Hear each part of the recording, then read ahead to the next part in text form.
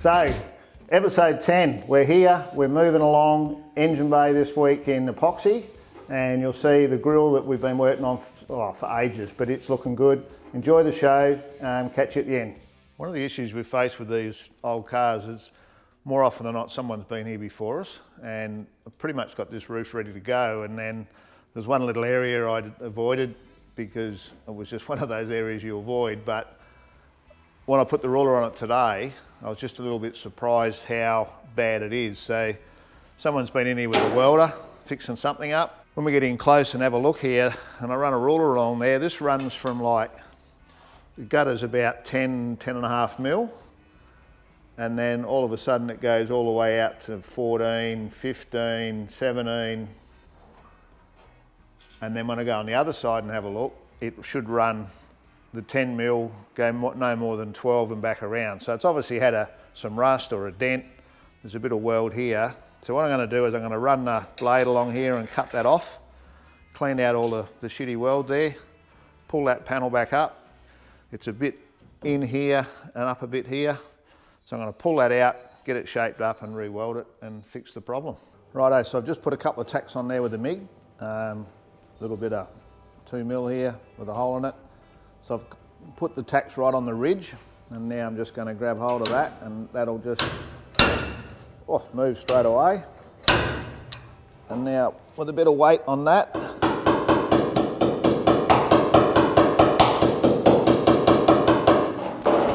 just tack that down.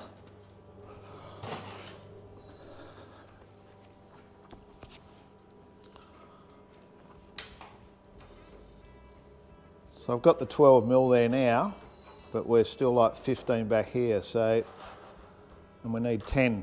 So I'm going to cut that off, and then I'll move along a bit further and do the same again, but I might just do a little bit more here. So to get this one to come up, I'll just pull on the angle back this way.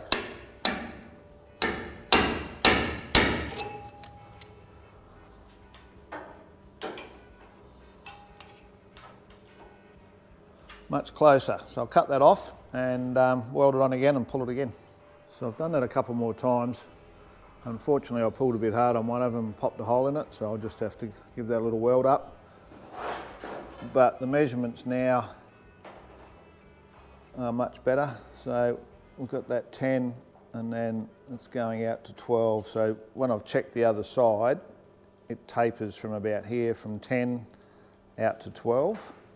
So I'll grind those bits off there and then give it a clean up, rub my hand over it, check if I need to tap anything down, and then look to do something in here to weld this up, and then I'm going to have to straighten this one up a bit as well. So I've got a bit of ugly weld in there now, so I've filled up all the holes and attached everything back on. Just with the welding, try and put most of the weld onto the gutter and let it grab hold of the roof because it's so thin.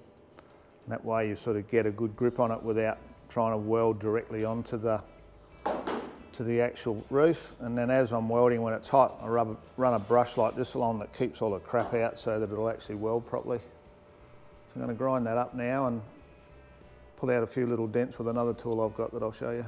So that's looking a bit better now. I've cleaned the weld up. So I've got a little dent here, another low spot here. And then I need to put a bit more weld in here just to fill that up. So I've got a little pin that welds in that you can pull the lows up with, which is just an eBay job, so I'll get that out and give that a run.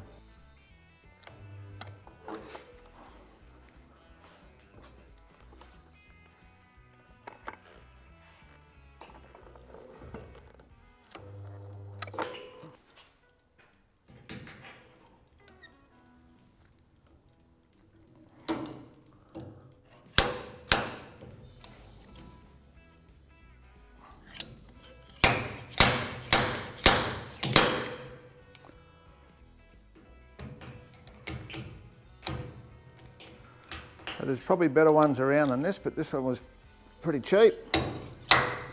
Soon only do one car a year. It's about all I need. So that little pin dent that was here didn't look very much, so I just give it a light pull. But now that I've given it a file up after putting that pin in, I really need to give it another go because it's quite a big dent.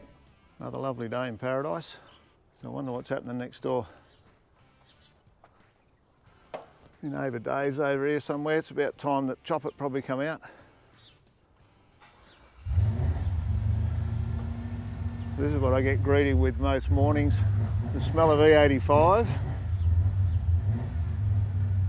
It's had an engine upgrade, so it's going in for a tune, but always a bit of trouble getting it in there, and of course with all the usual crap we're dealing with. So the boys are hanging out for Summernats as well.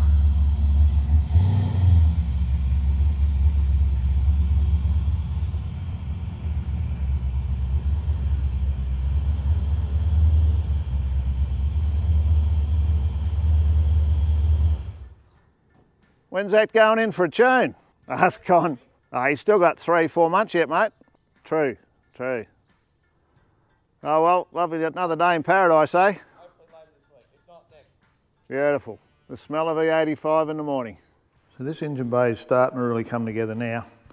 The amount of welding involved in these sort of cars is ridiculous. So all of those areas are fully welded across the bottom there. So we've put a different radiator support panel on the car because the other one was trashed. So it's all spot welded through the bottom and then fully seam welded up where we've got all that new panelling, and decided to weld right across this top edge here because with those two spotted together you're going to end up with that little crack between the two, and once it's all painted nice it's always going to look at pretty average, so that'll grind up and almost look like it hasn't been welded. But I think the other value about all of this is it'll add a whole lot of strength to the car. It's starting to look really solid now. And one of the things I want to point out is what I love about this PPG epoxy primer, so this is the Vibrance one, is when you're actually welding around it, it just discolours, but it doesn't flake at all. So when you go to clean this up, if I just run a bit of sandpaper over that, it actually doesn't flake at all, which helps when you're doing this type of work. So now, got a whole lot of grinding to do. Okay, so this engine bay now and the whole front really, the radiator support panel, it's all been sanded. So the black you see here is a black epoxy that I use sometimes after the stuff comes back from sandblast. So all that's been rubbed. It's where the welding was, where I was showing you about the epoxy earlier. So it's all been sanded back, and I've done a few more heat shrinks, so I didn't record that because there was some in the last issue and it's the same as last episode, and this is all the same. So these had a bit of a belly in them and a bit of movement through here where this has all been welded. So I've just put the heat on that, bit of a hammer back, and then cooled with water. And you'll see a bit of rust down the bottom there. So what I'm going to do now is get the old Deoxidating out now and do all of that bare metal so that I can put the epoxy on. And all I'm going to do is make sure that where I've got these areas that are exposed to an edge, I'll make sure I don't get any of the Deoxidating in there. And the reason the hinges are on there is just to make sure that they're all aligned correctly. So I need to make sure that they're running parallel so that when the bonnet's on they're not going to bind up. And just push that around a bit to make sure that that's the case. So they're mounted back onto the original mounts on the other side. So we maintained the factory points, but because we've made the inner panel here, I just wanted to make sure it wasn't, you know, tilting the wrong way. So that's pretty much ready now for me to give that Deoxidine and then a squirt with some epoxy. Righto, so I'm going to Deoxidine this now. So I've given it a go over with the Scotch-Brite on the 4-inch grinder. Little warning with those, if you're going to get into somewhere tight, like a bit of an edge like here, they tend to want to grab, and that's exactly what happened to me. So I was sort of catching it. So just be mindful of that sort of stuff. Fortunately I had my gloves on and I didn't lose it, but it's always a risk. So Deoxidine, phosphoric acid based cleaner. Often known also just as a rust converter, but this one is distributed by PPG, made by Henkel, and it's in their product range if you need it. So I use a Scotch-Brite, just helps to dig in a bit, but it really is just cleaning the surface and converting any oxidised metal that becomes rust. So it's as simple as that. I'll do half at a time. So once I've put it on, I'm then just going to use a dry rag or a rag that I've been using to take the bulk of that back off. And then it seems a bit crazy when we're cleaning ready for painters. I'm going to get some water then and wash it down with water. So a bucket of clean water, the clean rag obviously. Start from the top and just work my way down. And we're just trying to get rid of the residue from what we didn't wipe off. Pretty much simple as that. And now with another rag, one I prepared earlier.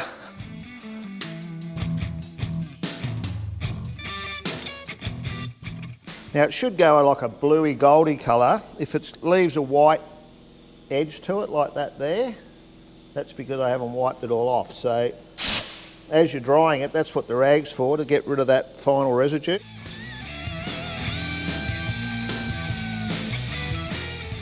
So pretty much as simple as that. So what I'll do now, once I get in this booth, I'll give that a wipe down with some Prepsol, and then there's no more process nothing else required in the process to finish it off.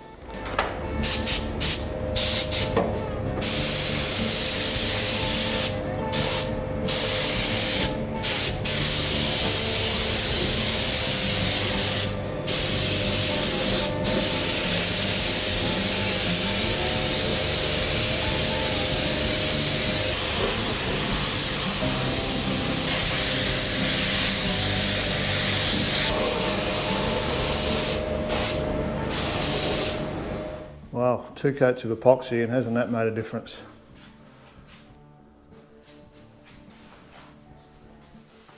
Pretty wrapped in that. Well, who would ever thought 25 years after the event, sitting here signing posters for the old Pioneer Coupe. So I always knew I had some of these stashed away, but I tripped over them the other day and decided to offer them through the Facebook page, and just blown away by the support and all the good vibe that this car creates, and have to be able to send some of it out. I guess some are going out for Father's Day. So I hope you enjoy, and we'll get those out as soon as we get some more tubes in. So thanks for the support, guys, love it. So to get a car like this onto some sort of deadline, one of the issues is to have all your parts ready. So things like the grille. So I've got the grille here. It's been a long drawn out process to get to where we are. So we first of all needed to find a reasonable one. We've then done plastic welding. It's been off and had the moulds removed and polished and put back on again. I've found some new old stock spotlight lenses and then bought repo parts for it. So I'm now at a point where it still needs painting, but I've got all the parts. And once we disassemble it the next time, there'll be some other parts go to the platers to be CAD plated or zinc plated. So part of the issue is to have that all going on while you're doing the steel and the bodywork. Otherwise you're going to end up getting paint done, go to find the grille, and then everyone's in a rush trying to get it done. So when you've got time, if you've got the dollars, send the parts out, get them done while you're working on the bodywork. That way when you get finished, those parts are ready to go. So this is looking sensational. It's in black epoxy at the moment. I'm pretty sure we'll leave it in black. We'll put some nice black base coat with some matte clear over it, and that's pretty much how it'll look, which I'm really wrapped about. So the new merch is in. We got ours. Those guys that have ordered them, I hope you've got yours. They are awesome. Ring spun cotton, nice and soft. How cool's the front? How cool's the back? And then hit the link down below. So front yard's looking nice. Suns are coming out now and starting to warm up a bit. Ended up with a lot of winter grass this year, and I give it a weed and feed a few weeks back, and we had 50 mil of rain forecast, so I hit it up with some Shirley's number 17, and that's definitely starting to kick in now, so I'm happy about that. And these little plants we put in as part of the front change are coming along nice. And this hedge over here I put in 6 or 8 months ago now. this lawn always struggled under these trees, the magnolias. So I put that quick curb in and just moved the lawn out a couple of metres. Put that new hedge in there, bit of OCD going on there, all nicely lined up. So they're growing really well, have a nice little flower on them as well. So I got the street looking pretty good. I mow half the neighbour's lawn on one side and all the one on the other side, and did all my edges to the roadway. You can see up here, Dave next door there. I'll give this front lawn a go while I'm at it. Did all the edges on Sunday because in the hedge, he helps me out, so that's my little bit I can do in return. So looking forward to summer and getting all these plants really cranking. You know, it always amazes me with the old Pioneer Coot. It goes back to what, 1997 and 96, start again.